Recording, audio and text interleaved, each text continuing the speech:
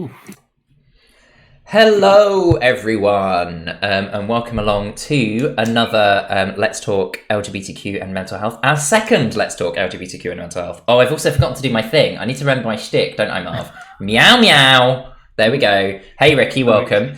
For those of you who didn't join last time or who haven't heard, the aim of this series is that we can talk about... hey, Dottie. We can talk about what it's like being LGBTQ. We can also talk about mental health. We can think a bit about how those things intersect. Hey, Paul. And also a chance to think about intersections. So that is also, why I'm hopefully being joined every week by a very diverse range of people. And this week I'm joined by the lovely Marvin. If you would like to start maybe by telling us a bit about yourself, Marv. Hi. Too busy trying to look adorable. Hi, I'm Marvin. 37, Gemini. I am of the homosexual variety. I have also been afflicted by mental health.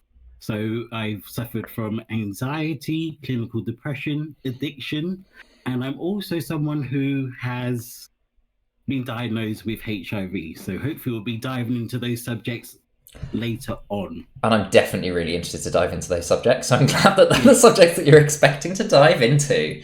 That always helps. Why don't you start, Marv, by, I don't know, tell us a bit of your story. If you had to tell us one story about yourself, what would you tell? Ooh. Obviously related to like the topic, not just like some random, the time you were playing Mario Kart and won and came in first.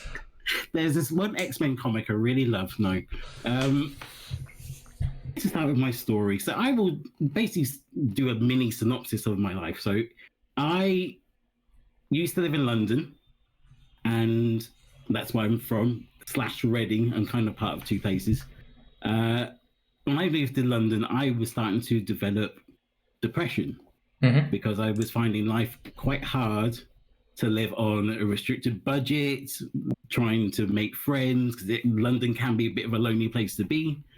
And I've also developed anxiety, but that was also brought on from the fact that I had addiction to both drinking and drugs, actually, and also sex. So all that stuff kind of developed over the years, and then I decided to have a break from everything for my life, so I stopped doing stuff in my career and started to go traveling. And during my traveling time, I went to go see the sexual health people because I felt a bit ill. I didn't feel quite right, and my mood swings were all over the place. So I was just like, right, I need to go get myself checked while I'm here in Australia. So in Australia, I was then told / diagnosed that I was HIV positive. It was a bit of a hard thing to take at the time, but things have helped as I've come along. So that's pretty much some of my story. I then came back from traveling in, when was that? 2014. So it's now 6 years. Yeah. 6 years of rainy Britain. Yeah, yay, Great Britain. So I've come back and dealt more with it. So I've been more inclined to speak with the sexual health people to get myself back onto medication. And I'm now undetectable. I'm now healthy. I've also been speaking to many different of mental health services. So that's either from the GP or privately done. So people like Terence Higgins has helped, and is George House Trust as well. I had these links somewhere. I will reference these later to go help with the actual depression of dealing with the actual diagnosis. Yeah. So yes, that's my life in a nutshell. And I can only imagine. I had no idea that you were diagnosed while you were traveling. Yes. I can only imagine like how scary and isolating the experience that must have been, being halfway across the world, away from friends, away from family, getting such a big piece of news. It's a massive piece of news. I didn't actually want to tell my family. I couldn't actually even face it because in my head, and I think with some other people, you get this connotation that HIV is to deal with being overly sexually active, but you can get it from any source. It can be from like even just like the transfusion of blood, it can Yeah. be from getting from health, rape, all that kind of stuff. It only takes one exposure one time through one of the many different means. Yeah. Yeah, and I've known people that said I've been safe sexing it all this time, and that one time they've done it, they've got it. And it's just like, that's it. It's something that shouldn't get you down, but it does get you down, unfortunately. But it's also just something that's just a part of you, as I can say. But I guess the extent to which it gets you down, that's all stigma. That's all societal stuff that we've created, isn't it? Yeah. So everyone's like, oh God, you got hit. Like, I still get it now. Even in these days, I've had a couple of death threats. I've had like alarming conversations with people. I've had people like shut me down on dating sites.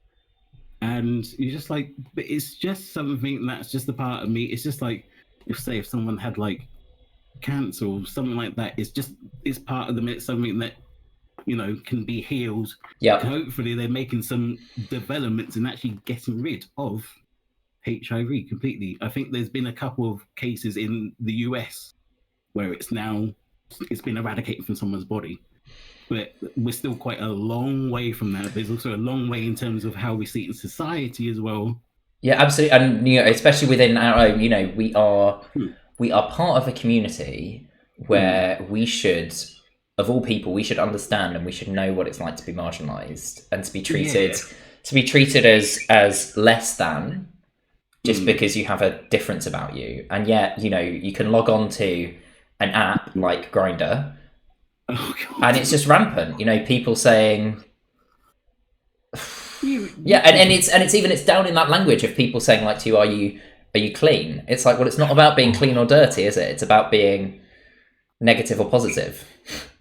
I hate that term. I hate the term clean so much. And unless you're talking about getting out of the shower, that's the only time you should be talking about getting clean. Or you freshly douched. Well, it depends if you want me to turn up sweaty or not. Yeah. If you want this man must, then yeah. But other than that, no. It's just, you're not any dirtier or cleaner than anybody else. If anything, you're doing your best to make sure you don't pass it on to anybody because you're on medication. Yeah. And I get seen regularly. I get seen more than someone who's sexually active who is also maybe negative. Oh, absolutely. Yeah. And you Ricky's laughing in the chat about Mad Mask, which is making me giggle for sure. This is meant to be a serious talk, Ricky. I'm just making jokes now. Sorry, everyone. And I think especially I don't understand it, you know, because the messaging around you equals you and the messaging around PrEP, you know, are things that are very well publicised within the community. I think truthfully, you have to be hiding under a rock not to be coming across those messages. And yet you still hear about people who say they don't want to sleep with someone who's HIV positive. They want to sleep with someone who's negative, but they'll go and take risks with someone who's negative. And actually, like, you're far less likely to catch it by sleeping with someone who's HIV positive, who's on medication, or who's on PrEP, who's on medication, who's, you know, there's a control there that's keeping everyone safe. Yeah, because my medication basically puts me on, you've got like 0.002% of chance of getting it from me. Well, negative, I think, is slightly higher. I don't know the actual figure for that.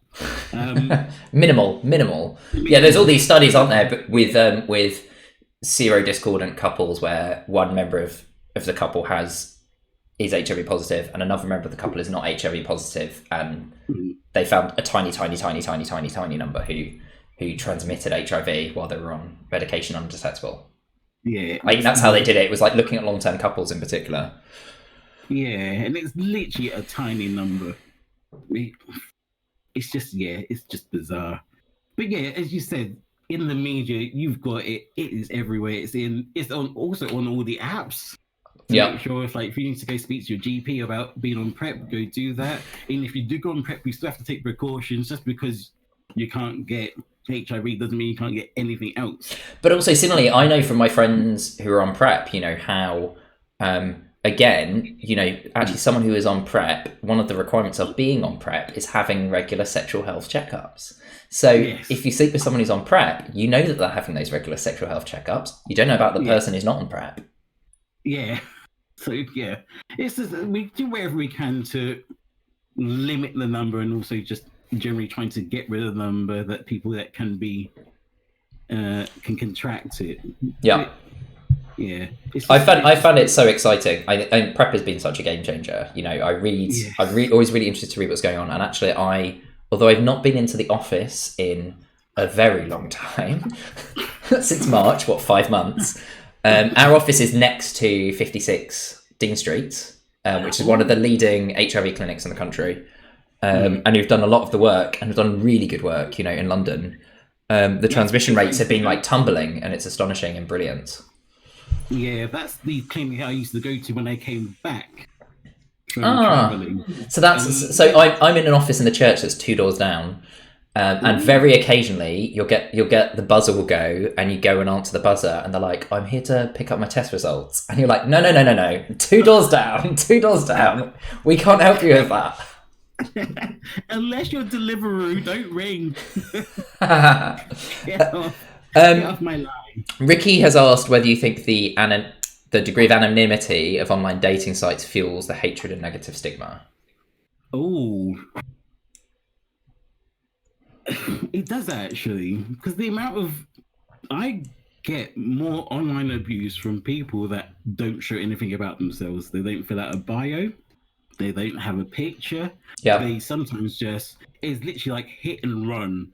Yeah. It's like, you should die, and then maybe something horrible, or maybe something nice afterwards, depending on how they feel. And then they just go, and then they may block you, and you're just like, so you've gone out of your way to be horrible to me about something I have to deal with every day. Yeah. Just because you've got an idea in your head to say that it's actually a horrible thing to have, when it's actually, for me, it's just normal, and it's just something I have to deal with, and I manage it very well. I feel a bit of pity for these people as well as anger towards them. It's like, what a sad life you must lead, that this is what you want to do. Yeah. Like, you've got to put a lot of energy to hate people. Yeah. It's so much easier to just go, "Hi, how are you? What's your name? What are your interests?" Then, "Oi, F you, you bleep, bleep, bleep, bleep, bleep." I'm just like, that's too much hatred in yourself. Yeah. To be then projecting on someone else that you don't know. And then that also then affects people's mental health as well. Because when I think for the first maybe year or 2 years of me having it, make it sound like I've got a bop it in my hand. I've had it for 2 years. It did get me down. So also it's just like, I can't be sexually expressive because I am quite a sexually expressive person. Yeah. But I just couldn't deal with it because I was just like, I don't want to be putting myself out there, because when you get the diagnosis, you will be told, depending on how good this surgery is, but I think they've all been trained to do this, is to say you need to tell people before you engage in any sexual act that you are HIV positive. And that's, I said this the wrong way around. He said you need to do this for legal reasons. Because if there's anything goes wrong and you're engaged in a sexual act, that person can actually sue you for it. Yeah. Me, I just said, I thought it's just morally. I didn't realize there's actually legal implications. I just thought, I'll just be nice by telling them that I've got. Well, there was that guy recently, wasn't there, who in a very rare and unusual case, so, this is not what normally happens, but he had been deliberately infecting people. Yes. And he was sent away for a long time, and it was just horrible. Anyway, that's a really, really, really dark topic. Ricky says he feels that those people need more tacos in their life. People who love tacos are not hateful. Yeah. Which I think is amazing. Dottie has apologised because she has a heavy question, but we'll go with it, Dottie. We'll see whether Miles is happy to talk about it. She says, do you feel as a black man and as someone who's living with HIV that you're avoided or have hate thrown at you more than, say, a white person who's living with HIV? Ooh, I guess this intersection of race and HIV status. How do you think that plays out? This is like, oh God. Sorry, Dottie, for the heavy answer. Unfortunately, I always see, right, I'm trying to do it in like sections. So being black, I always feel like my box gets smaller from like who actually wants to view me, who actually wants to engage with me. Then being a black person, I always say that my viewers or the people that are interested in me, my suitors, I should say, can be split into 3 categories. They're either genuinely attracted, ethically attracted, or racially attracted, or racist attracted, to say. So genuine is just like they actually want to know who I am and what I'm all about, and they're actually genuinely into me. Fetish. Yeah. This is for all the guys that just want, who actually are genuinely attracted to black guys, which is fine. I'm not saying that's a bad thing because everyone has a preference as well. But then it also creeps into racial fetish. So this is where my guard comes up and I'm just like, I'm ready to block. When guys go, I'm here just because I've never seen a black cock before, or I just want to, you're the first black guy I want to sleep with. I'm just like... Or presumably people who've been warped by all of the racial stereotyping in porn and stuff and just think that... think that they want a BBC because, you know, that's what porn's told them that they want. I've got BBC 1, 2, 3, 4. I've got BBC Extra. But yeah, and then get limited into that box. But then some guys will then look at, I put this, you don't have to actually put this depending on your status. You can put your actual status on the websites because it makes it easier and it also kind of diffuses the situation sometimes as well. But also, I guess as well it's like a shop window, isn't it? It's like so it's like totally different thing, but bear with me. It's like I'm really keen in my Discord, and in fact now in the Nintendo Mouse and Friends Discord, we have a section where you can set your pronouns, and it's not just about saying we want to be open with each other. It's like a big flashing sign saying we are inclusive. If you're not, you ain't welcome.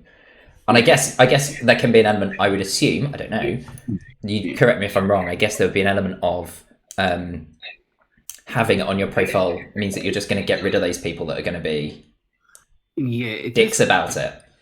Yeah, it's a kind of a double-edged sword. You can either get the guys that are a little... Because to be honest, I'm a little bit more comfortable with people that are educated with being with someone that's positive, who are positive / undetectable.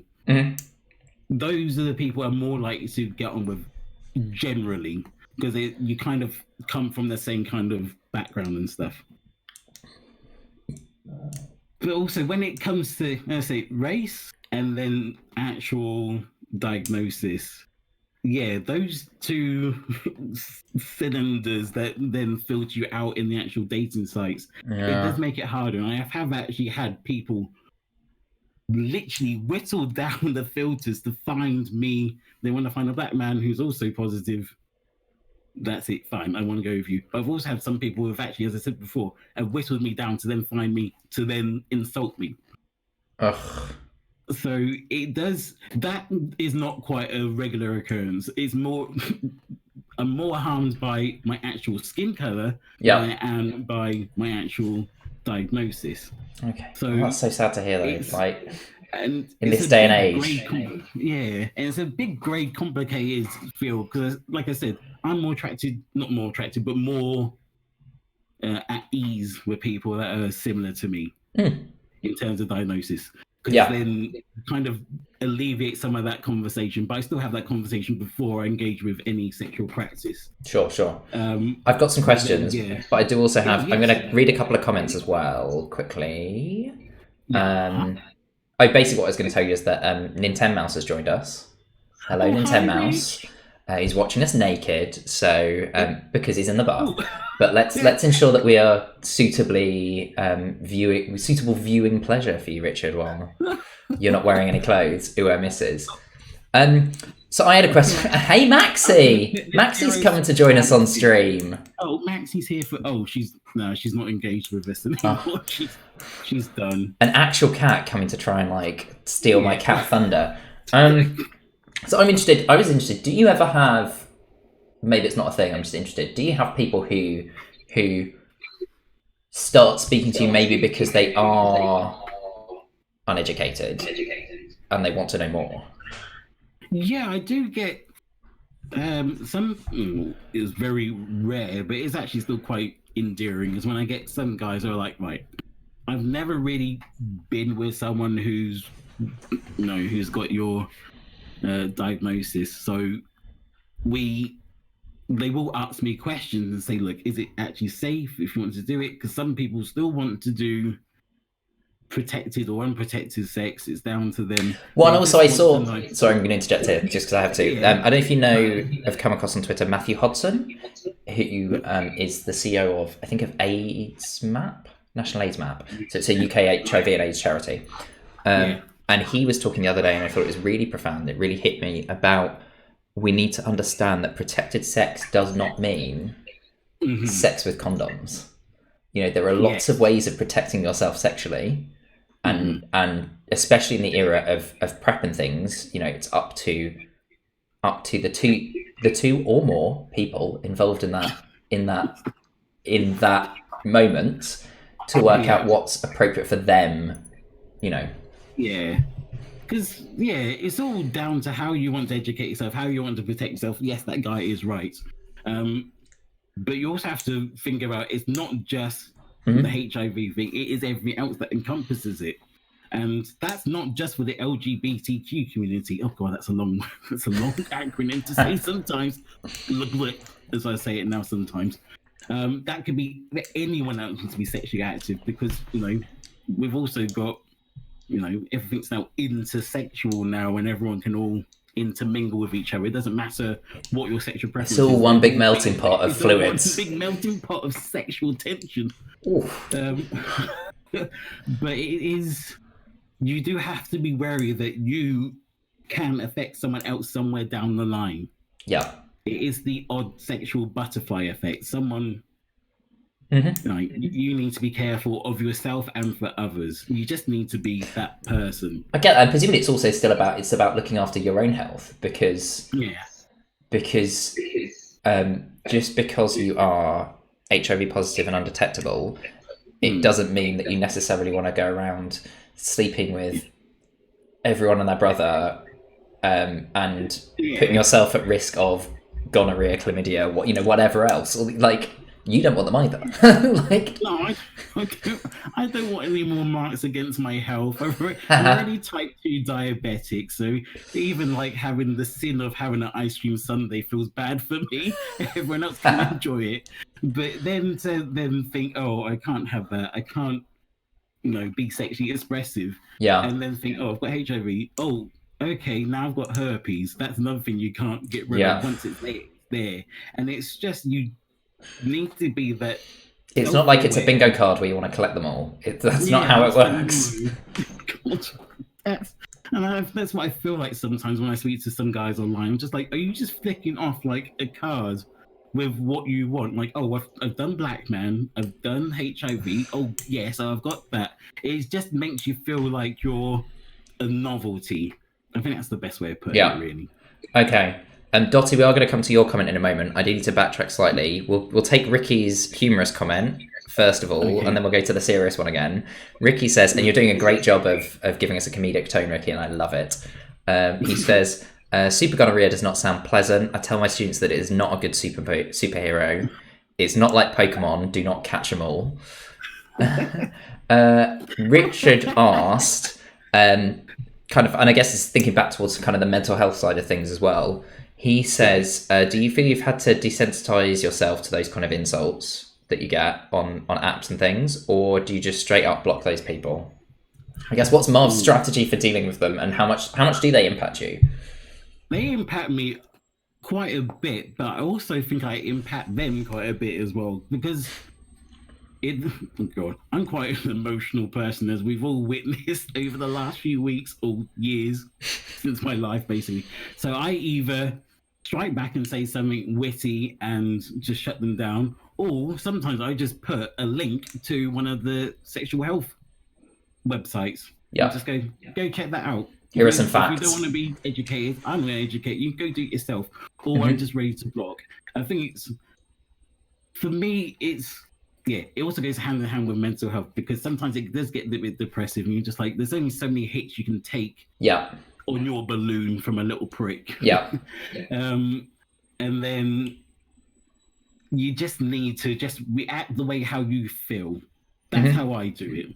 So I'm either going to be relentless and say, nope, I'm going to tell you all about this. You're going to have to learn about my story. Or, they said, put a link in or just block. Yeah. It just depends on how you want to deal with it that time and that day. And always just go with your gut feeling. Obviously, don't be doing two wrongs to make a right, because if you start being harsh back to them, you'll know better than the person that who's trying to insult you want to take the high ground rather than sinking to their level. Be the bigger person, be the educated person, be the nicer person. That's interesting. I was talking, and again, this is kind of in a different area, but I think hopefully applicable. Richard says, thank you, Marv, for answering. I was talking to Kate last week, the lovely Kate, who I love. And we were talking about the fact that I didn't talk about this a lot on Twitter because it got me really upset. On Twitter, the charity that we both work for, Diversity Role Models, got attacked by a load of anti-trans trolls. And Work told us about it because they'd linked to the Who We Are page, the staff page. So Work wanted to make sure we weren't gonna get any personal attack. And I looked at it on one day. Yeah. And Mark came home and found me in tears. And I was just saying to Kate, like, I feel the same, I feel about it the same way I do feel towards you and your intersections, Marv, that like it was this eye-opener. Like I had a day and I crumbled and I was lying on the bed crying. So I can only imagine what it's like to have that, always there and be living in a society, because I'm very aware that I'm gay, but I am white, I'm a man, I'm cisgendered, I'm HIV negative, I'm middle class, there are all these things that make my life easier. Yeah, but then my life is, I still feel like I'm privileged. I'm still alive. That's my privilege. That's I think everyone's privilege is the fact that you're alive and you're happy. Mm-hmm.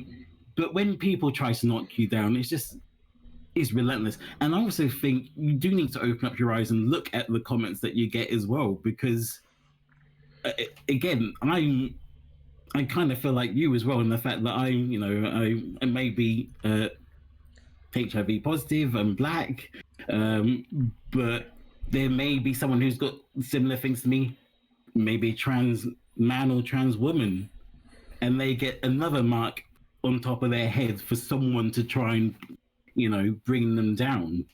Yeah, I think you're right as well. It's like regardless of, and it's good to think about the ways that we have privilege and be mindful of them, but it's also good to remember that we all suffer our own problems, and therefore kind of like, as I often say to people, when I'm trying to lift someone up on Twitter when they're feeling down, one of the people who I DM with, whoever it might be, who I DM, if I see them post something slightly down, I'll DM them and check they're okay and all this kind of stuff.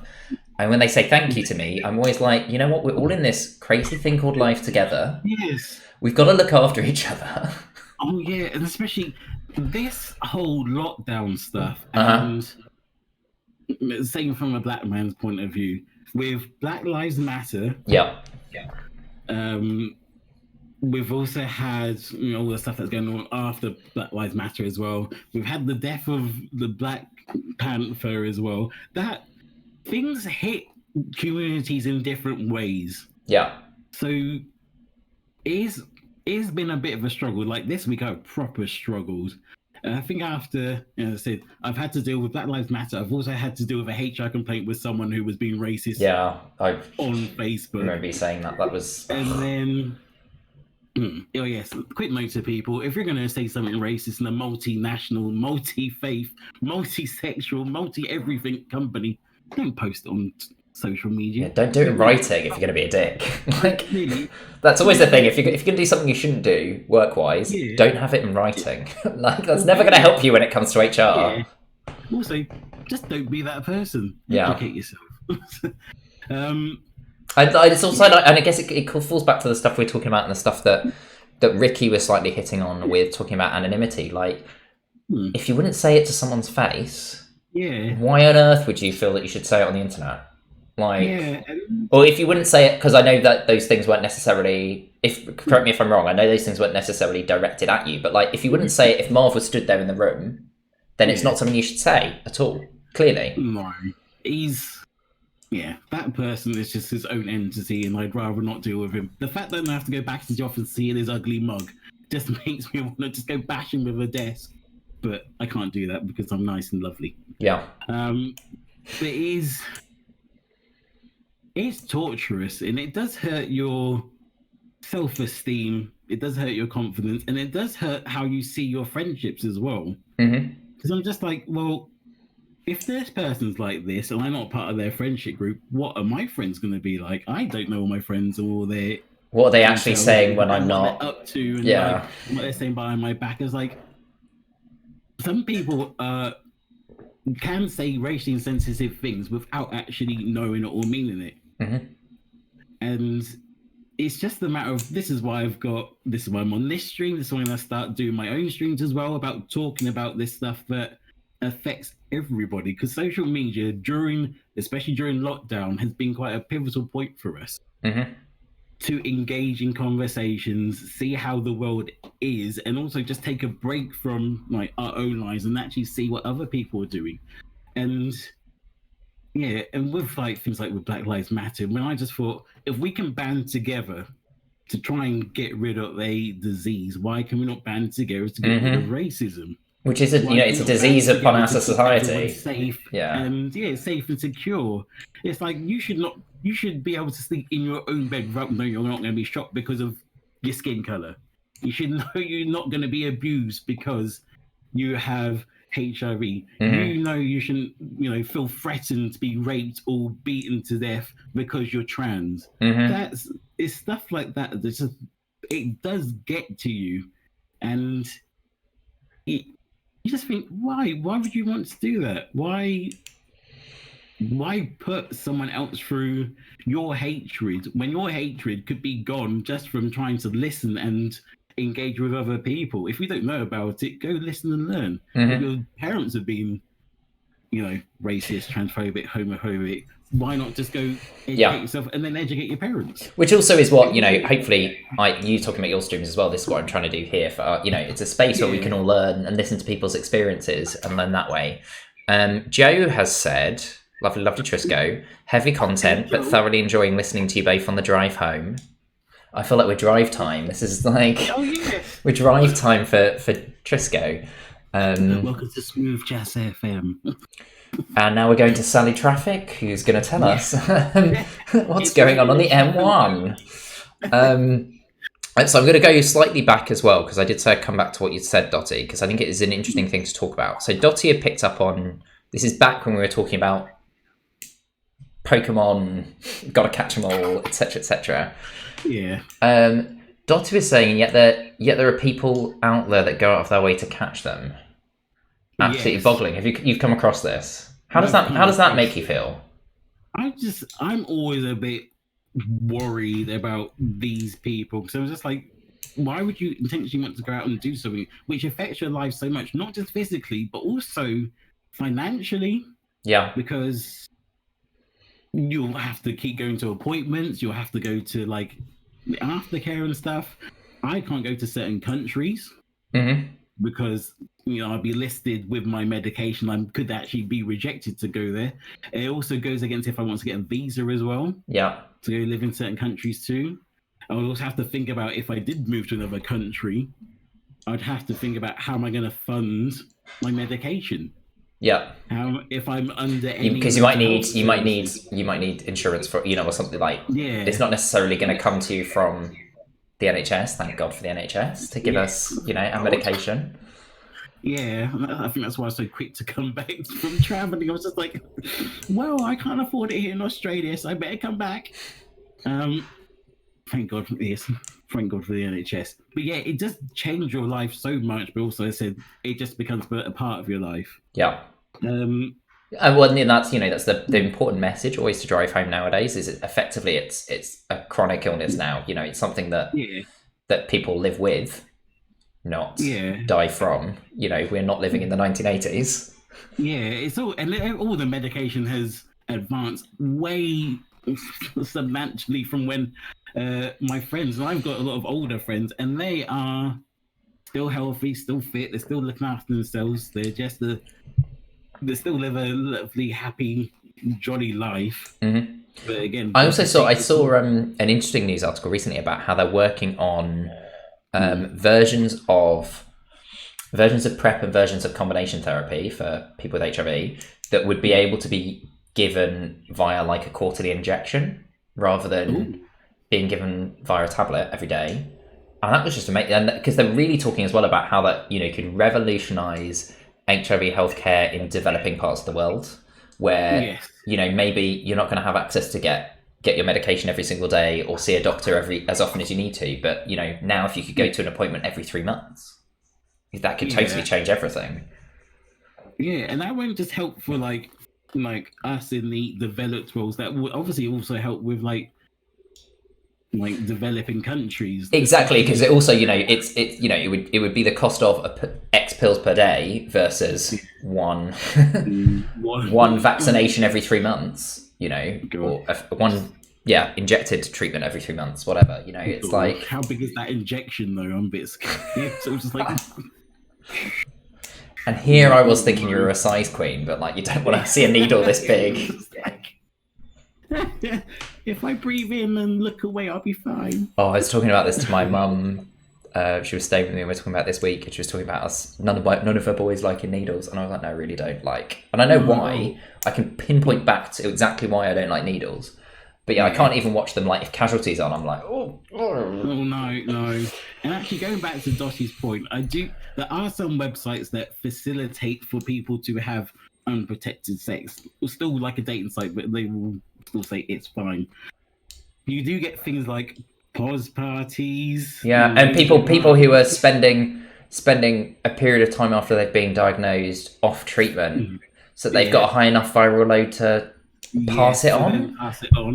Because if you stop taking medication for, I think it's maybe a couple of weeks, your viral load will go up, but you'll still be protected in yourself. Then you can still. Yeah, it's not long enough for you to suffer any long-term health consequences. Yeah. Yeah, they might just change your medication, but it's. I just find it really weird. I mean, it just makes me think. I stumbled down that rabbit hole once on Twitter because someone had retweeted something saying this is like, I just can't understand this, and you went and looked at the replies, and I was just like, no, it's just not like go see a therapist. No, like do therapy instead. Yeah, it's like I don't find the attraction in it. I don't find the attraction in that something that's gonna physically change your body and your white cell count. And the only thing I understand is I saw someone who an older gay person who lived through all of the HIV/AIDS epidemic and talks about back in that period. Yes, people doing it kind of from a like, well, I'm going to get it eventually, so I'd rather have it now and have that control. And I guess it's power. It's about people trying to get rid of powerlessness from their life, but like it doesn't really get rid of it. Like now, like you can't control. I mean, you can control. We can control as a society HIV with medication, but you as an individual can't control this virus that's inside you. It's like purposely going out to go get hit in the head with an axe, and then going, "Oh, I got hit in the head with an axe. Oh, good. Okay." I've done that now. Tick. Move on. Tick it off the strange bucket list. Yeah, I'm just gonna go to Greg's now. Thank you very much. But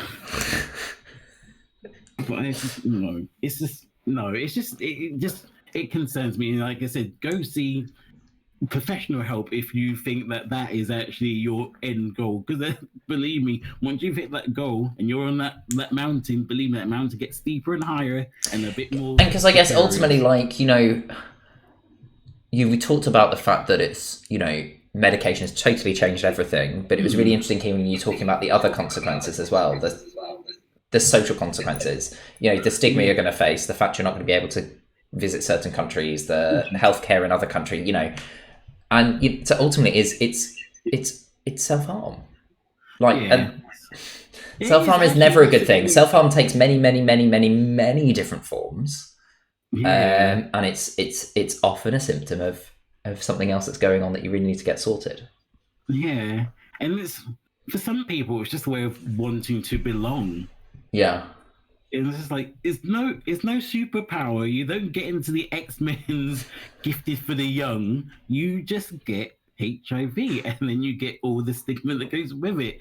But the stigma we're also trying to get rid of. So it doesn't help that you're not helping the cause. You're actually, being detrimental to your own self. Mm-hmm. And it's just like, you know what? I'm going to say, I got a cut on my finger. It would have healed a couple of days ago. Because of HIV, it's still going, and it's actually bruising. It doesn't. I want to come and kiss your bruised finger better for you now. Yeah, I'm like, oh, dear. There we go. Doing it over Twitch. You just notice a lot of stuff about yourself that changes. But then to find that someone's like, oh yeah, let's go to a pos party, let's be pos pigs, and I'm just like, yeah, I find it so weird. And I guess it's really, I don't want to go down that hole. It's really interesting because I guess I'm hearing you talk about stuff like this, which I've never really considered. Yeah. But it also makes me think, stuff like it's bleeding more readily and getting bruised and stuff, and it makes me think. So much of it, again, comes down to stigma. And the more that we can reach a society where people are open and can talk honestly about what living with HIV is like, the more that everyone else can understand that experience. Yes. And the way it will change our perceptions. Oh, yeah. And I'll have to say a synopsis of my life part 2. So go for it. Yeah, after I contracted HIV, I also developed addiction to drink, drugs, and sex.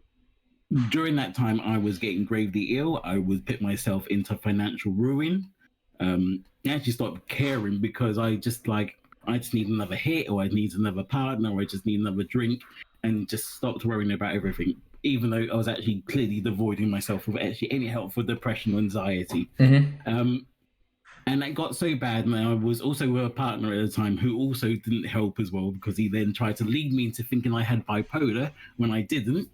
And that's through emotional abuse and manipulation. Mm-hmm. And I think I ended up breaking. I actually had an actual nervous breakdown. And during that time, I had a heart attack. So all that stuff I was devoiding myself of, and all that stuff I was allowed to come in, which was a negative effect, also affected me. And it also led to me physically almost dying.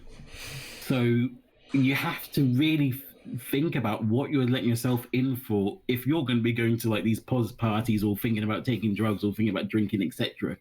That your life will change after this. It's not just that one moment in time. It's like everything's going to be perfect. You're high off your face and enjoying everything. There will be consequences. There's always consequences to everything that you do. I say live a carefree life, but also try and be cautious at the same time. It's like having that nice balance. Have a nice balanced life. That's the best. Yeah. One, it's interesting because I think it's something that we are all getting used to in a way that we haven't been before, of an understanding that there is always risk around us.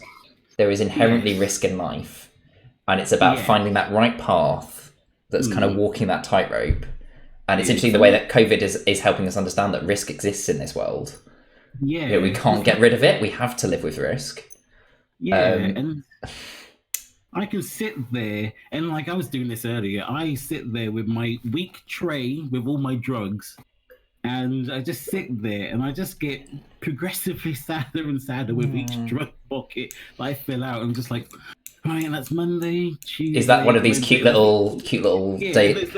I have to have one of those because even though I take one drug, but it's 2 pills a day. But like, I'm just like, if I don't have my little days of the week box, then when I suddenly have that moment 3 hours later of, oh my God, did I take it? Did I not take it? Yeah. I can see that I did or didn't. It tells me. It's like, no, I missed Tuesday. But then Maxie sits there and watches me do it. So I kind of feel kind of like a nice little balance of, oh, Nurse Maxie's here, but it's also kind of depressing because it kind of reminds me of what happened in the past. Yeah. And I know these drugs are there to keep me alive and to keep me...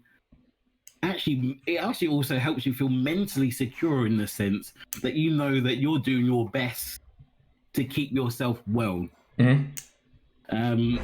And so having my little weekly box, it gets to, I feel like the first 4 days and just get a little bit like, normally that's the working week. And then the weekend is fine. So I was just like, actually, I filled out my box. I'm good to go. I've reminded myself why I'm still alive, why I'm still happy, why I'm still wanting to put out my message to say, keep persevering, and have some perseverance about yourself. Yeah. Because at the end of the day, you only get one life. You only get one chance to be as awesome as you can. And when you start to deteriorate from, your own message, your own self-worth, that's where you have to start thinking, right, I need to maybe speak to someone, maybe not go to one of these pods parties. I still can't get past. I know, it's just such a strange thing to try and get your head around. Just send them a DM, say, look, go speak to Marvin. He will tell you what to do. Please don't. Yeah, call Switchboard or call Terence Higgins Trust, and they can direct you to someone that can talk to you. And help you think about things. Hello to Jamie and to Peaches. Thank you both for joining in. Really lovely to have you with us. So I was interested as you were talking about that. We talked a lot about physical health. Yes. And we've talked about what keeps you alive physically. Yes. So I guess I'm interested to know as well what keeps you alive mentally. What does mental well-being mean to Marv? And it also comes from a place, you were talking about positivity and things there, and I'm always in awe because I know you have, as we all do, our ups and downs, but the positivity that you exude, I'm just always in awe of. So tell me about what does mental well-being mean to you? Says the man with the pink cat is. I just exude campness, not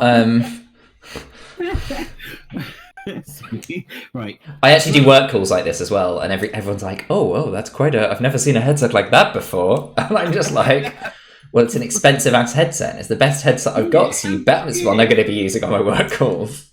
If I could put Maxi on my head, then I'll be fine. I won't have to get any hair. Like, I'm just imagining Maxi with like a piece of elastic, like under her, to keep her in place. Constantly feeding her dreamies to keep her shut. With my mental health, I always think of things I need to do to make sure that I feel great. So I'm going to do one physical thing is exercise. And as you've all seen from me, my crazy dance videos, that actually keeps me well, and it makes me feel a bit happy because it gets me limbering, it gets me reminding why I like music. I also have to say, I'm going to get really soppy now, with all my friends, that's what keeps me well. You have to reach out to your friends at all times for their sake and your sake. Like, let's say my best friend's mum died last Sunday, and I've been in contact with her loads to make sure she's well and keep me well because she also suffered from bipolar as well. So keeping that communication going, keeping that you're still on someone's mind and they're still on yours, it's still quite refreshing. Yeah. And also going to enjoy your hobbies, enjoy what you like doing. Yeah. Just as long as it's not pods parties, it's fine.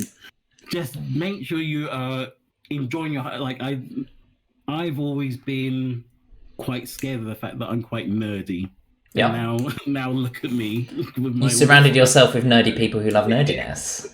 Wait until you see what I get next week. I've got like a massive canvas to put up. Oh boy, I can't wait. Exciting. I'm looking forward to, mine is very empty behind me, but this bookcase didn't exist on Friday morning, so I'm yet to sort what's going in it. And yes, keep your...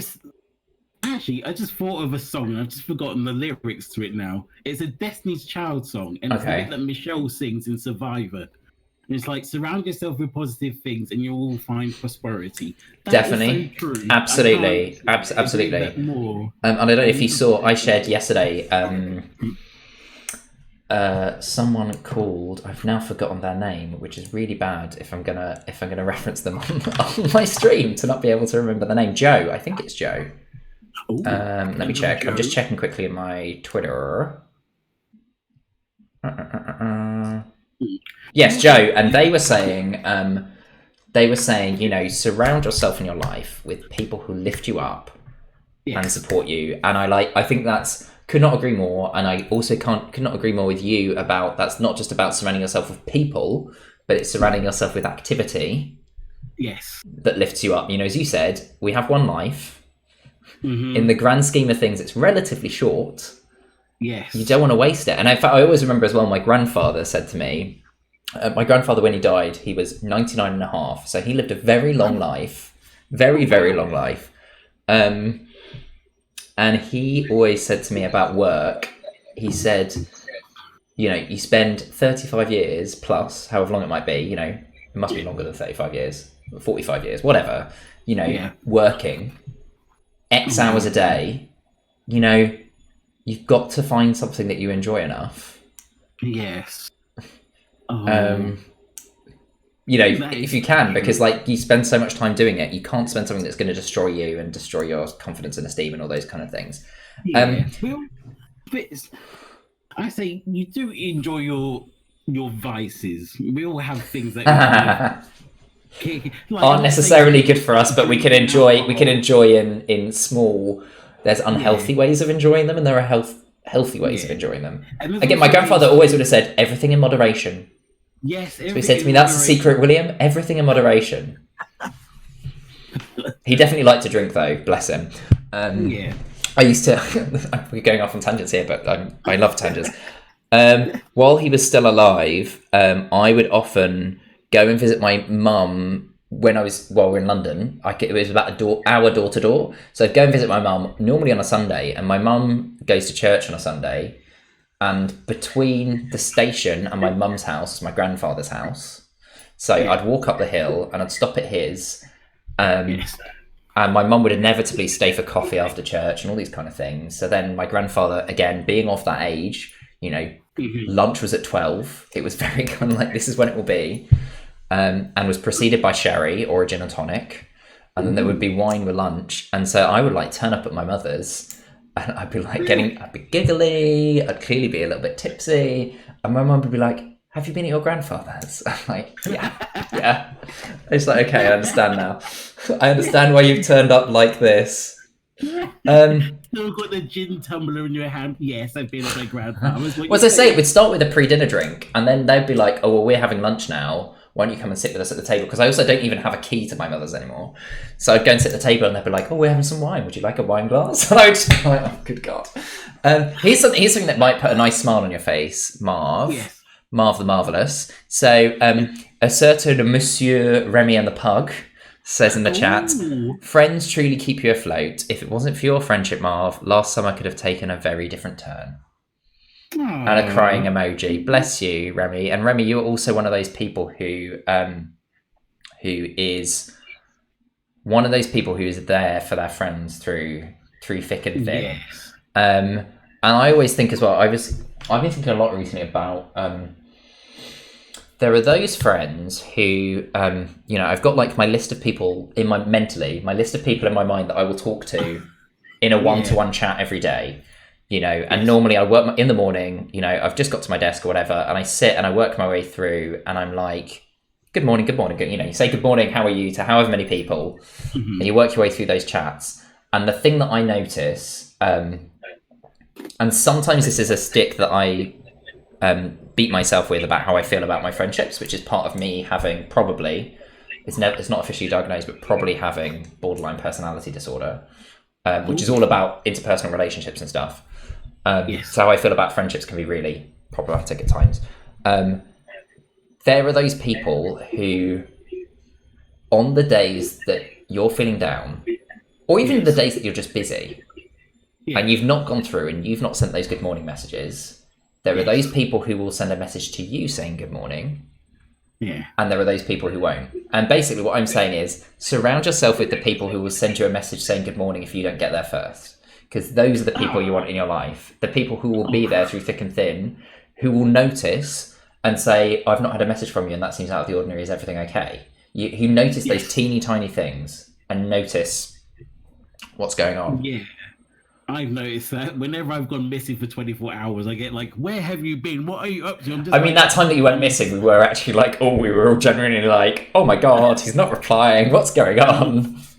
I'm busy having sex. Well, that's fine. Just tell us you're busy having sex. As my mother, I mean, she wouldn't say it about this topic. As my mother would say, just let me know, and then I'm not sat up worrying about you. I'm busy surrounding myself with positive things. That's fine. It's a positive thing. Like, just let people know. Jamie says, I don't see many people lifting others. I just see lectures and you get attacked if you don't say what they exactly want. Even if your base principles are largely in agreement with the argument, that hurts mental health too. No progress either. I mean, I agree, Jamie, and I think that a lot of that comes down to social media. I think social media is this really, really intensely toxic place where especially at the moment, no one seems to be willing to live and let live. They want to call people out for everything, which actually means, or this whole cancel culture thing that I look at, and so often it's just bullying. Like, you go and you look at someone, and fine, maybe they've posted something that they could have phrased better. Does that mean they deserve to have 200 people replying to them on Twitter, being arseholes to them, telling them how horrible it was what they said? No. That's not what we want. What we want is to lift up the people who get things right, who say the right... let's lift up the positives rather than dwelling on the negatives. As you said, it's the same thing that comes around with, look at some of these people who are so angry on Twitter, and it's the same thing we were talking about around, people attacking you on Grindr and stuff, and just having all that negativity in their life. And it's like, there reaches a point where it's just not healthy. Yeah. It's just not healthy to be that relentlessly negative and angry towards everyone and everything.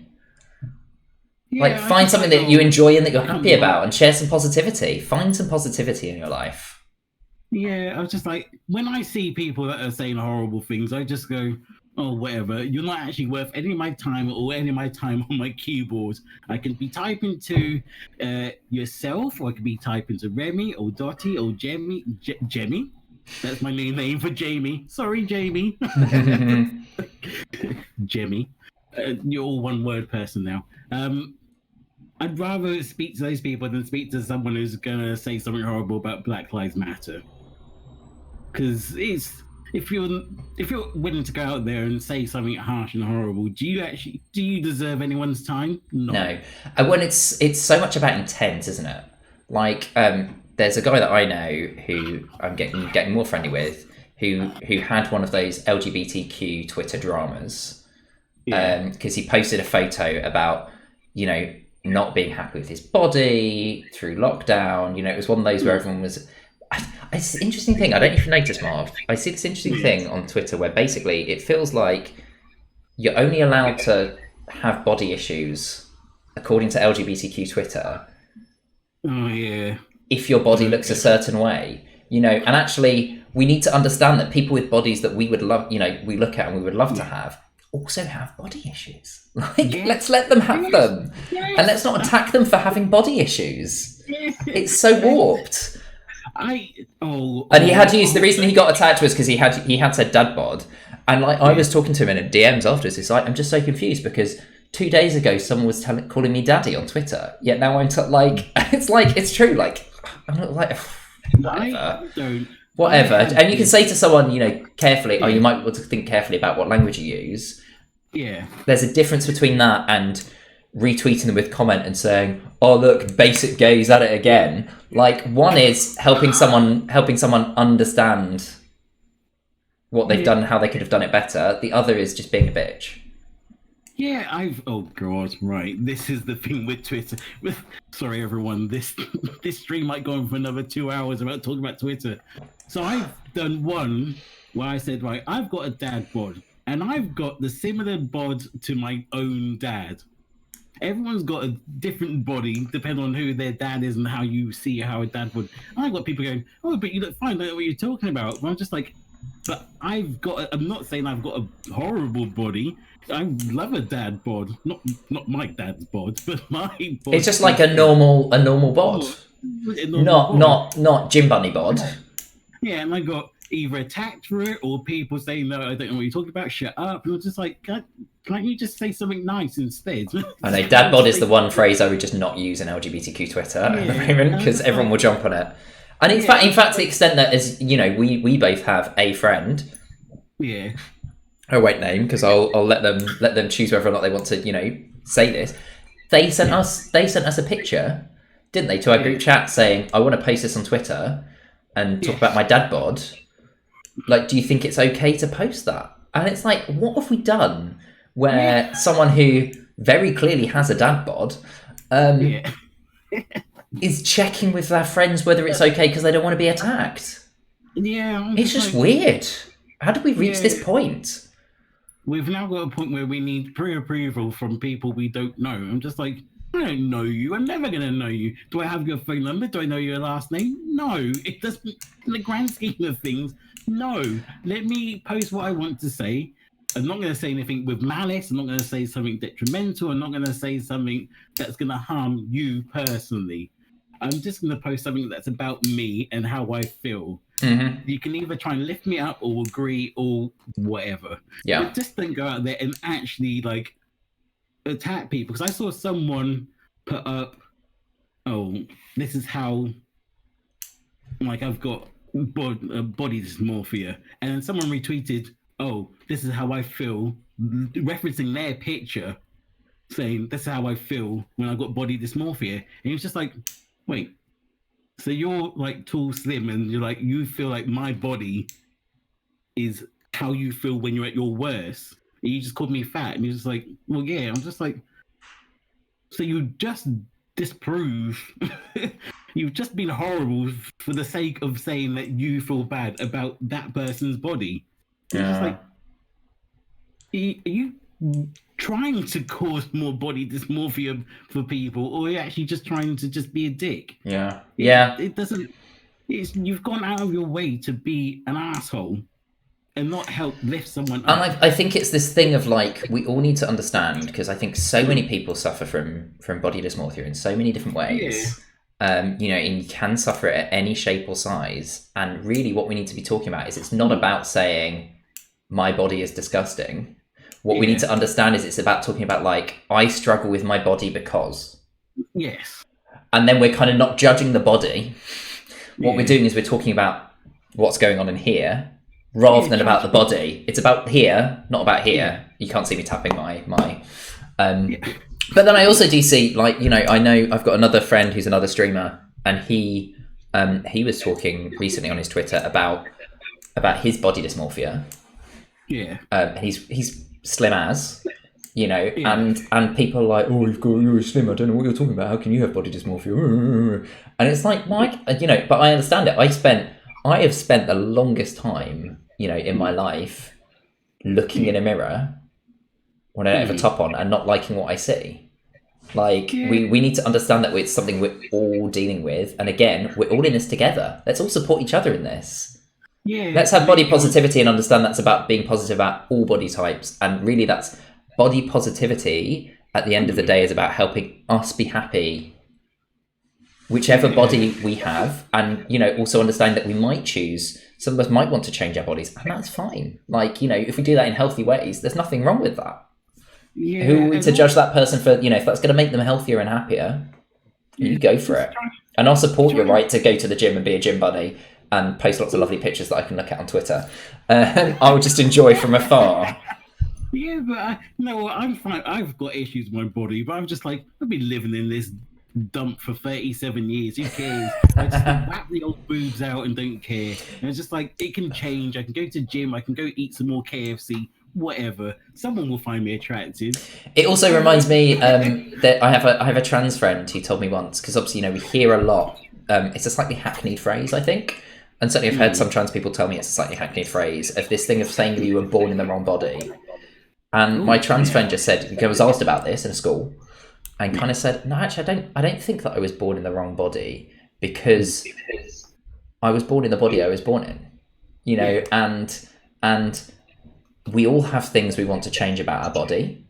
Some of those things we change, some of those things we don't change and we learn to live with, and that's for us to decide, thing by thing, I want to change this, I don't want to change this. And that's also, she was explaining that as a way of helping people understand that not every trans person wants to change their body. It's on a case-by-case basis. We work these things out, what we want to change, what we don't want to change. And we might have those things we want to change, but are not willing to go to the extent that is required to change them.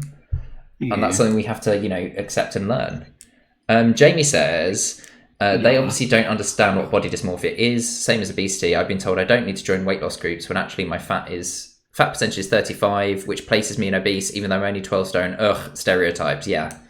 People trying to take this cookie cutter thing to an issue and just think that they can understand it's one simplifying things that are really complicated.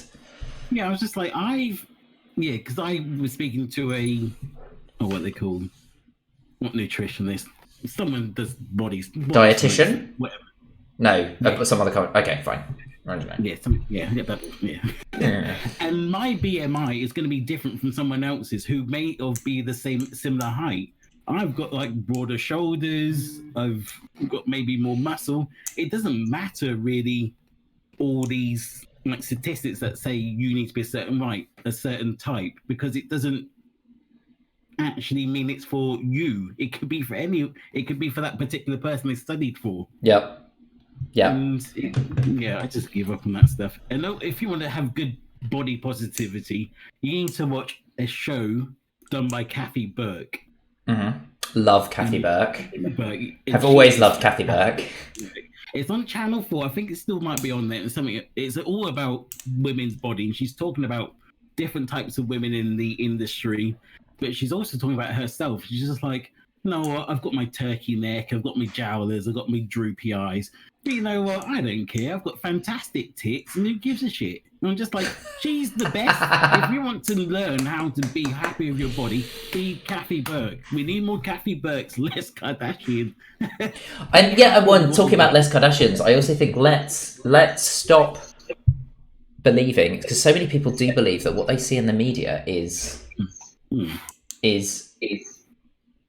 like just the way someone was like a Kardashian. Like, they've had work. Like, this is not some kind of stop comparing yourself to that. And yes, if you wanted to look like that, you might be able to look like that if you've got the money and the ability to access everything. It's like a again, different one. I saw I'm a huge West Wing fan, and there's like this new mini episode of the West Wing coming up to encourage people to go and vote. It's all about going to vote. And so there's been this big photo shoot because all the cast are back together. And I saw someone posting about Alison Janney, and they're like, how does Alison Janney look so good still? And it's like, duh. I know how Alison Janney looks so good still. It's called cosmetic procedures. Yes. Nothing wrong with that, but let's not imagine that is natural. Like, don't beat yourself up because you don't look like that because you've not had cosmetic procedures. And you know what's even worse for celebrities? They are paid to look like that. Sometimes they're contractually obligated to look a certain way. Like Baywatch is like the the pinnacle of how you need to look. Yeah. But when you see those people outside of that TV show and it's completely finished, they're like, I started eating donuts and I'm started being happy again. They are actually under a lot of stress and strain to look like that. So even they're under pressure, and we're thinking, oh wow, they look fantastic. And like, I've even watched one about what's her name? Yasmin Bleeth. And they had a section where they're like, if you see this girl near the catering cart, shoo her away. And I was just like, that's harsh. Yeah. You're not even allowed to have food at your own work. Yeah. The way how you look. And apparently she had breakdowns, she had to go to hypnotists and all that kind of stuff. And you're just like, wow, that show was harsh. And there were another one of the actresses was like, she was known as Stephanie, I can't remember what her actual name was. Mm-hmm. She was quite flat-chested compared to the other girls, and they kept putting pictures of women who had like breast augmentation next to her saying, oh, doesn't she look good? Maybe you should get that. It's just like, that is a lot of pressure to put on someone who just wants to come here and moderately act while jumping into the sea. That's a painful process to go through. I guess it's also like, so it comes back again to, it's like, what makes us happy? What makes us happy and healthy? And let's not judge other people's choices around what makes them happy and healthy. Some people, like the person who got horrendously attacked on Twitter the other week for posting the pictures of his meal prep, and everyone's like, oh, bland ass meals, how could you eat that? How could you cook? Blah, blah, blah. And it's like, if he wants to eat that, fucking well let him eat that, And as you say, yes, looking a certain way, especially when you come to like physical muscle mass and all that kind of stuff. It takes a lot of work, and it often means eating a certain way, as Hollywood stars find. And some people are happy to eat that way because that means they have the body that they want to have, and other people go, you know what, I want a fucking donut. I want one now. And we make those decisions about what we think is the best route for us. Jamie's saying, yes, preach that, well, preach. Dottie said, because I know it was a little while ago, Dottie, but I will read out your comments and Miles being able to hear it. Dottie. No, it's fine. This is me like moderating, trying to make sure we balance. Dottie says, for the longest time in my body and the chronic illnesses I have, I hated my body. I still have days where I'm like, fuck's sake, can I do things more? But I've also learned that my body's limitations has made me more open-minded and a better person. That's nice, dear Dottie. Aww. Okay, Dottie. Oh, and I have to reference another show. We all know what's going to say. Katia and Trixie. There is an episode called Self-Esteem. Okay. Please watch that episode. It is the best thing I've ever seen. Because I think Katia was saying, whatever you tell yourself is a lie. So why not just make it a positive lie? Because you'll still have the same body. You have the same body you had yesterday, the week before. Yep. You've not done anything different. Yep. It's just what you tell your body. You have to restretch your brain to say, oh, I was a bit chunky before. I'm still chunky now. Oh, well. Yeah, and you're so right. It's the biggest thing I've learned through the round of therapy I've been doing. Joe and Remy both absolutely agree and say they love that episode. The biggest thing that I've learned through my latest round of therapy that my psychologist has helped me realize is the voice in my head is a fucking liar. Yes. He's not telling the truth. That version of Will, he's a bitch. And he tells me what my genetic predisposition combined with my upbringing and everything that I've experienced in my life, he tells me what he thinks he's learned through all of those things, but he's lying. You know, and that's so important to me when I have that, you know, I talked about BPD and so much of it being to do with relationships and friendships. And I don't know if for people who saw my tweet on, was it last night or was it Friday night? I think it was Friday night. And I tweeted about feeling like growing distant from friends and feeling like they weren't, you know, and all these things that go through my head, you know, and like I can really question it, and my BPD starts going, oh, it's because they pity you. They don't really like you. They're not really your friends. They're just talking to you because they pity you and this, that, and the other. And it's like, you're a fucking liar. Like, stop trying to tell me this. And the more that we can understand that what goes on in our head is just a narrative that our mind has constructed, and that we can construct a new narrative, a different narrative, and it takes time and it takes effort, but we can conduct that positive narrative, that different way of seeing the world.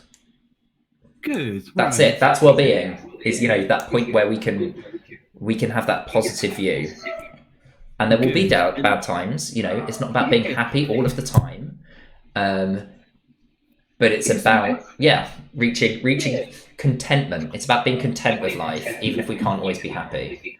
Yeah, and also this is a note for Inside Bitch Will. Don't you dare say a horrible thing about my Will. How dare you? Inside Bitch Will says a lot of horrible things about Will. Don't make me come in there.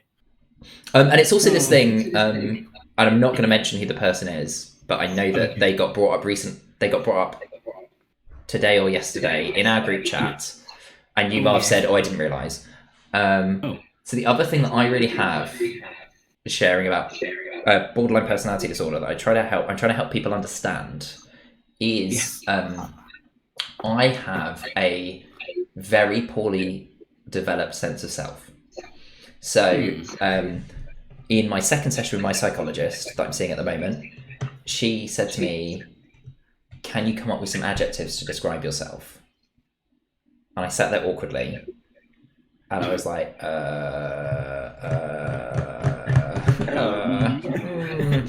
and I really can't. It's this really interesting thing. So I have this poorly developed sense of self, and because of that, I put a lot of store in what other people say about me and what other people think about me. So if if someone, you know, says something negative about me, that almost becomes who I am. You know, it's this really interesting thing. So I take these things really to heart. But therefore, think people. There we go. I think we're talking about not attacking people and not saying negative things. You never know how someone's going to take it. You don't know how their mind works, how they're going to perceive that. Yeah. Oh, actually, I'm going to have to bring up Trixie and Cassia again. There's one of the episodes where they're going, right, your mind is a landfill. So whenever time someone tells you something, they drop something in your landfill to say, oh, should you really eat that turkey leg? Oh, should you really have that dessert? You're looking a bit, they put that stuff in your landfill. You're the one that actually empties it. You're the one that doesn't need to allow that stuff to stay in there. You can tell yourself, you know, what your narrative is, what your persona is, what your, you know, how you should be. Like right now, what 5 words would you actually describe yourself as? Me? You can't say cat is. See, I told you I'm not good at this. You put me on the spot with everyone. Yeah, but it's one thing for my therapist to do this. I'm your therapist now. Oh, twist. I'm your therapist. Daniela, I never realised it was you I did that. Okay, I guess I would like to... Well, I would like to think that I am considerate. Yes. Thoughtful. Yes. Positive. Yes. Honest. Yes. I don't know what number 5 would be. But there we go, I've given you 4. Forgetful. No. Well, as I say, these maybe are things that I strive to be, but I struggle with knowing whether or not I am them. But who doesn't struggle with knowing whether or not they are what they want to be? Jamie, I'm going to read out Jamie's comment for sure, because I want to respond to it as well, Jamie. Jamie says, I think it was in relation to what I was saying about inner monologue, and what you were saying as well, Marv. I have that issue. My mind doesn't shut up.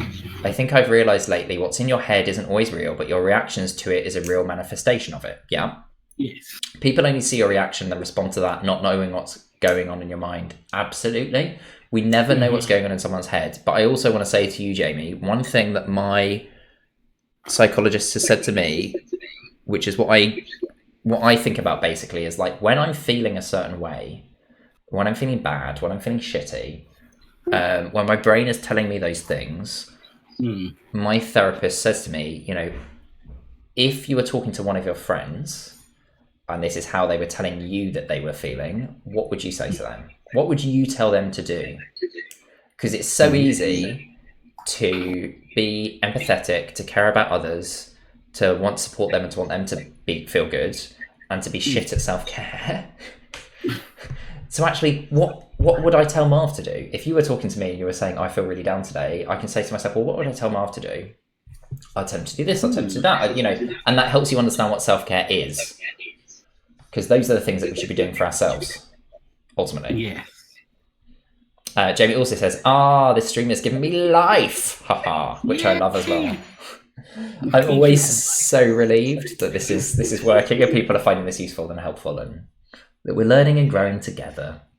Yeah, it's good to open up a dialogue with your friends and fellow streamers and viewers. It does lift you up knowing that people are going through similar situations as you, or you get to get a different perspective. Yeah. But it's also like, you can't think of your 5th word. I was about to say articulate. Thank you. Articulate. Thank you. But then I'm also very mindful, and it's good that you made me come up with words, because I remember on that day, I did share with some friends, people like Mark and Richard, you know, and Ruben, and I was saying like, oh God, I can't think of any adjectives. And they're like, oh, I can think of loads for you. And they would start giving adjectives. I'm like, well, that's great, but like, I need it to come from in here, not from out there. That's great that you think those things about me, but they need to be here. Yeah. You need to just have some self-belief and self-confidence in yourself, because you do so much more than you think you are capable of. There's so many people that say, oh, I can't do this, I can't do that. I say I can't sing. I know I can't sing, but you know what? I will still sing anyway, but in private. You know, preach, Marvin, preach. We can do those things, and it's about deciding when and where we do them. Yeah, but you can also go out and when you go into interviews and it's like, what's your strengths, what your weaknesses? But you know what, your weaknesses can be your strengths so easily. Yeah. The amount of times I've said, oh, I'm too over emotional, and I start crying, they're like, okay, you can have the job, just stop crying. And I tell you what, the greatest strength is understanding your fucking weaknesses. Yes. That is such a strength, because it means that, especially when it comes to the workplace, we understand how to compensate for them, how to know when to go and say, actually, I'm not good at this, you need to speak to this person. We need to bring this person on the mat because they're good at that. Yeah. It's like, for me, when I say a weakness is actually being over emotional, I just say it's just empathy. Have no direction. It just means I've got a lot of energy. There's always a flip side. There's always a flip side to how you think your negative is to your positive. And like, I can't think of the word now. I have great diction, but I can't remember it. I'm funny. There you go. Well, Marv, my love, it has been a pleasure. I'm going to ask the chat. You have a chance if you have anything else burning that you want to say or that you want to ask. Now is the time to let us know. I'm giving you a moment to do that, because while you're doing that, I'm just looking up someone that we can go and raid. And we'll go and find someone who is playing some kind of cute, fun game, because that is a good way to end these raids. We've talked about lots of heavy stuff. Yeah, it's either that or Resident Evil. So let's go have a giggle. Oh, we're not doing Dark Souls 3. That's not happening. As I scroll through. Oh, here we go. Here's someone playing Fall Guys. Oh, they're not on camera though. I want someone I can see. I like seeing someone when they're streaming. Yeah, Fall Guys is totally the way to go at the moment for... I find for... and I've searched for LGBTQIA+. Yeah. And ordered it from fewest viewers to most. So we'll be going to someone who's got not a lot of people viewing them. So it'd be nice to lift them up. Make them feel good. That's what I like to do on social media too, is trying to big up people that maybe have less viewers or have been tweeting loads and don't get as much recognition, or they're actually saying something positive. And it's like, I can't be bothered with you, Mr. Miserable, Mr. Critique Everything. I'm going to go speak to Mr. Oh, I've made something out of Lego. I prefer to speak to you. So we will finish with, we've had a comment from Remy. We'll finish with that. Remy says, just wanted to say thank you to you both for this open chat and for being so open about mental health and personal challenges. Thank you, Remy. It definitely helps when you hear these and realise you aren't all alone in your head with these demons. Ricky says, thank you for sharing your story. I love listening to you both. Oh, thank you, Ricky. We love you, Ricky. You're a sweetie. You get a blown kiss. There we go. So, thank you, everyone. I have been Will Fletch UK. Marv has been Marv. I'm just going to, bear with me, I'm just going to mute you for a moment, Marv, because I'm getting the echo again. And as I'm just going to wrap up, I'll just do my wrap up without the echo. So thank you everyone for coming along to join us. It has been a pleasure. I am going to be back streaming again tomorrow. Tomorrow I'm going to be streaming at 2 p.m. Marv is waving for ages. I'm now just looking at him waving for ages. 2 p.m. tomorrow instead of 8 p.m, which is when I normally stream. We're going to be back streaming some more new Super Lucky's Tale, cute platformer with Fox. It's amazing. Thank you, Dottie. So do come and watch that if you'd like to. And next Sunday, for Let's Talk LGBTQ and Mental Health, I'm going to be joined by a friend called John Bird. He's amazing. I love him to pieces. He's been a content creator for a long time. And was doing lots of stuff around LGBTQ stuff. From that, he ended up on the board of... I'm going to tell Marv that. We'll tell Marv that before we finish. From doing that, he ended up on the board of Liverpool Pride, and he is one of the co-founders of LCR Pride, which stands for Liverpool City Region, and it's all about the LCR Pride Foundation. That's all about making sure Pride isn't just an event, but it's something that's kind of year-round and embodying those values of Pride year-round. So he is really amazing. He is going to be joining me next week, and I will be posting about that shortly, as well as putting out my schedule for next week on my Twitter. So I am going to bring you back, Marv, now for the final goodbye. Remy, you've been raving for a long time. Remy has said The Crown Season 5, starring Marv and the Royal Wave. So we're all for that.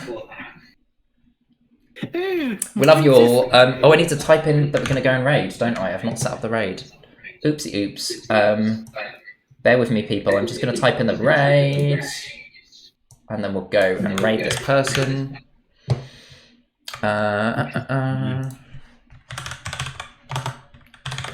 Here we go. Here it comes.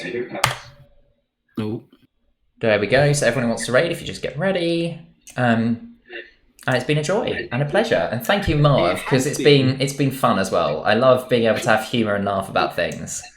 It may be a heavy topic, but it doesn't mean we can't have fun along the way. Yes. Why be crushed by depression where you can have a good laugh? So we've got 10 of 13 viewers who are ready to raid.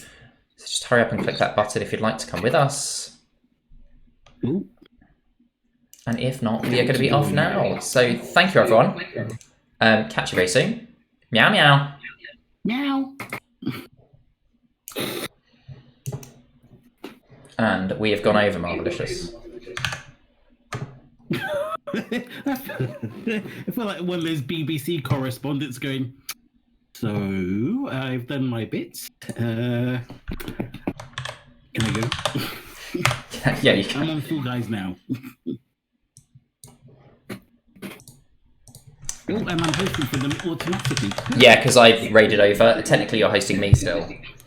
Oh yes. Hosting the host. Right. Oh, I can go. Oh, I might go get something from Just Eat now. Oh, I need to be a follower to chat. Let me click follow.